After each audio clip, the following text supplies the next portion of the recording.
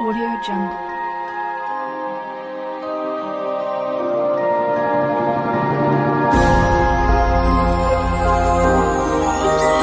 Audio Jungle.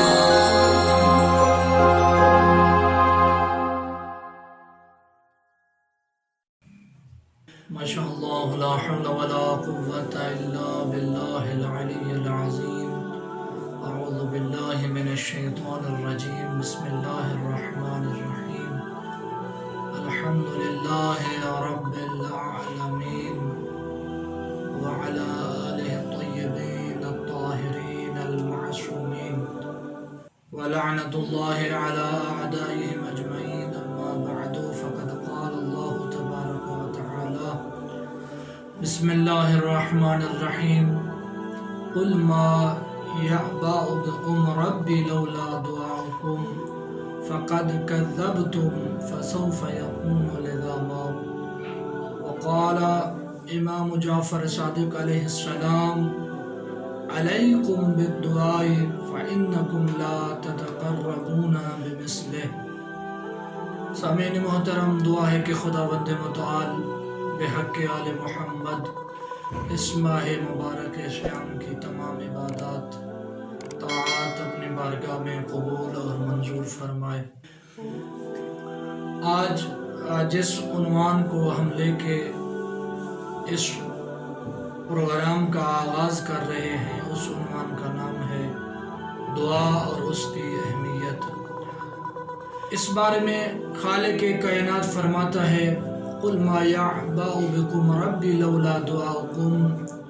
ए पैगम्बर सलाम सल्लल्लाहु अलैहि वसल्लम, आप फरमा दीजिए, कह दीजिए कि अगर तुम्हारी दुआएं न हों तो मेरे परवरदिगार को भी तुम्हारी कोई परवाह नहीं।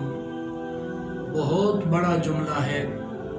दुआ एक ऐसी चीज़ है जो खालिक के करीब और करीब तर ले जाती है।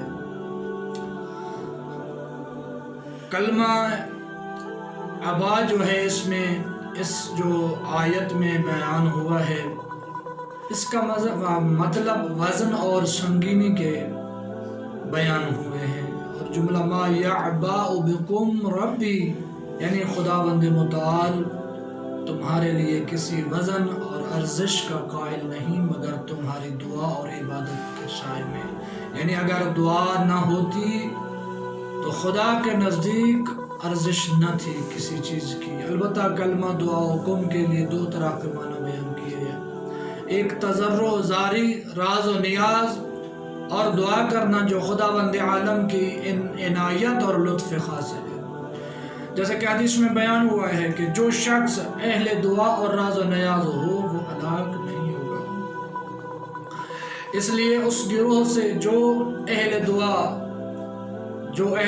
हैं और राज और नियाज अहले दुआ भी नहीं हैं और राज और नियाज भी नहीं करते, शिकायत करता है कि तुम लोगों ने हक को झुठलाया और दुआ मुनाजात करने के बजाय बुतों और हवाए नफसानी और तागूतों के पीछे चले गए, बस इसका अंजाम ज़रूर देखोगे। खुदावंद मुतआल एक मकाम पर फरमाता है, वमा खलक़तुल जिन्न वल इंसा इल्ला लियअबुदून। मैंने जिन इंस को सिर्फ और सिर्फ अपनी इबादत के लिए पैदा किया। इस आयत करीमा में फरमाते हैं, अगर इंसान की दुआ और राज और नियाज ना होती तो उसकी कोई अर्जिश और कदर कीमत ना थी। बिनाबरीन दुआ इबादत की रूह और मग़ज़ है। जी हाँ, बावजूद इसके कि खुदावंद मुतआल हर चीज़ को जानता है, लेकिन दुआ करना फिर भी हमारा फरीज़ा है, वजीफ़ा है। दुआ जहाँ भी और जिस वक्त भी हो मुफीद होती है, क्योंकि खुदावंद आलम फरमाता है फ़इन्नी क़रीबुन, मैं नज़दीक हूँ।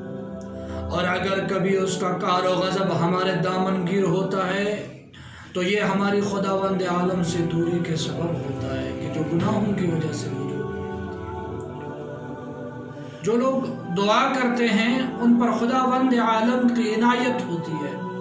फरमाते हैं, वइज़ा सअलक इबादी अन्नी फ़इन्नी क़रीबुन उजीबु दअवत दाई इज़ा दआनी फ़लयस्तजीबू ली वलयुमिनु बी लअल्लहुम يرشدون۔ اے پیغمبر صلی اللہ علیہ وآلہ وسلم، جب میرے بندے آپ سے میرے بارے میں سوال کریں تو فرما دیں یقیناً میں ان کے قریب ہوں، دعا کرنے والے کی دعا کو جب وہ مجھے پکارتا ہے سنتا ہوں، بس مجھ سے ہی طلب قبولیت کریں اور مجھ پر ایمان لے آئیں، شاید کہ وہ رشد و ہدایت پا جائے۔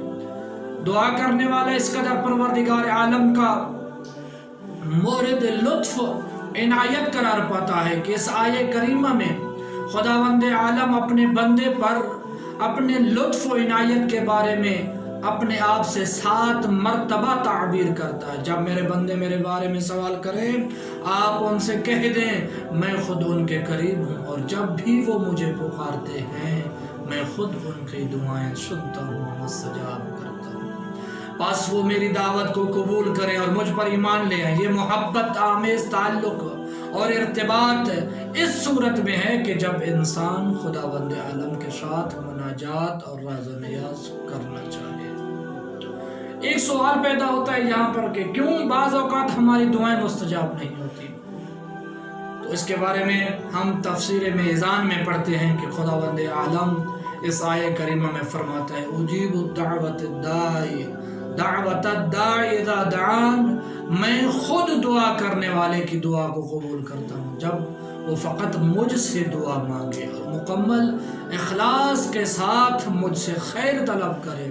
بس اگر ہماری دعائیں قبول نہ ہوں تو یا اس کی وجہ یہ ہے کہ ہم نے خداوند متعال سے خیر کی دعا نہیں مانگی اور در حقیقت وہ ہمارے لیے شر ہے، اور یا اگر واقعاً خیر ہی ہے تو ہم نے خداوند عالم سے خالصانہ اور صادقانہ طور پر درخواست نہیں کی، اور کسی دوسرے کے ساتھ مدد طلبی بھی شامل رہی ہے، یا ممکن ہے ہماری دعا کا قبول کرنا خود ہماری مصلحت میں نہ ہو، جیسے کہ روایات کے مطابق اس صورت میں اس دعا کے بجائے بلائیں اور آفات ہم سے دور ہو جاتی ہیں، اور یا یہ کہ دعا ہمارے مستقبل یا ہماری آئندہ آنے والی نسلوں کے لیے ذخیرہ ہو جاتی ہے، یا پھر آخرت میں اس کا تدارک و جبران کر دیا جائے گا۔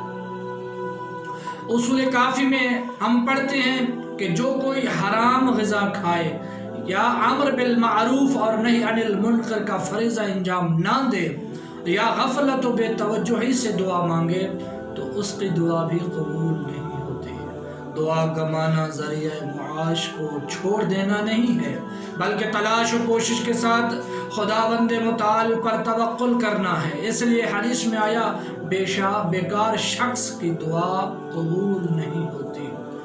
اسی طرح امام جعفر صادق علیہ السلام فرماتے ہیں علیکم بالدعاء فإنکم لا تتقربون بمثلہ، تو میں دعا کی تاکید کرتا ہوں، خدا کے قریب کرنے میں اس سے بہتر کوئی چیز اور نہیں ہے۔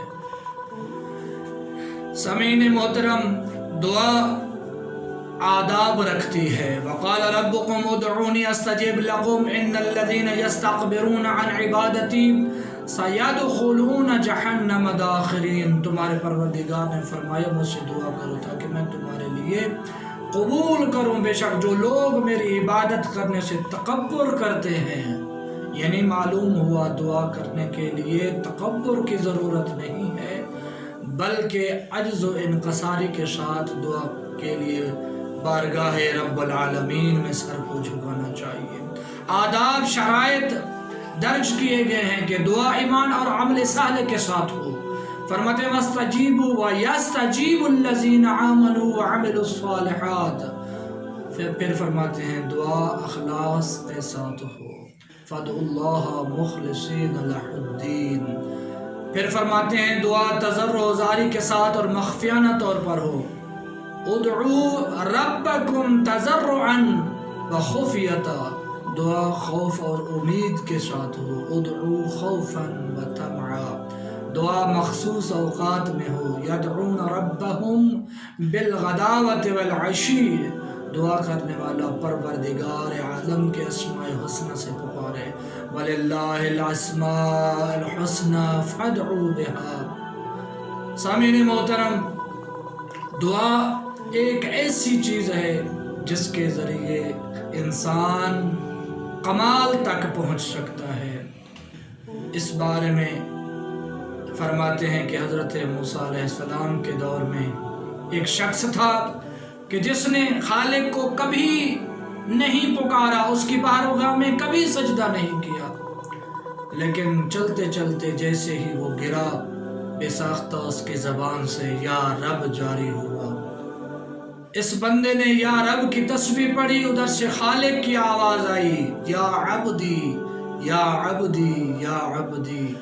فرشتوں نے عرض کی خالق اس نے نہ تجھے سجدہ کیا نہ تیری عبادت کی، اس نے ایک مرتبہ آپ کو پکارا، آپ نے اس کا جواب 3 مرتبہ دیا۔ کائنات کا خالق فرما رہا ہے کہ وہ میری مخلوق ہے اور میں اس کا خالق ہوں۔ وہ مخلوقیت کے تقاضے بھول گیا ہے، لیکن میں خالق ہونے کے تقاضے نہیں بھول سکتا۔ سامعین محترم، دعا ہے کہ خداوند متعال ہمیں خلوص نیت سے پرخلوص ہو کر خالق کائنات کی بارگاہ میں دعا مانگنے کی توفیق عطا فرمائے، ریاکاری سے محفوظ فرمائے اور ملت تشیع کی خود محافظت فرمائے۔ جہاں جہاں پر مومنین مومنات زندگی کر رہے ہیں، خالق کائنات ان تمام مومنین مومنات کو صحیح سالم قرار دے اور مذہب تشیع کا بول بالا فرمائے، بار میں لال ولایت کے ظہور میں تعجیل فرمائے۔ والسلام علیکم ورحمۃ اللہ وبرکاتہ۔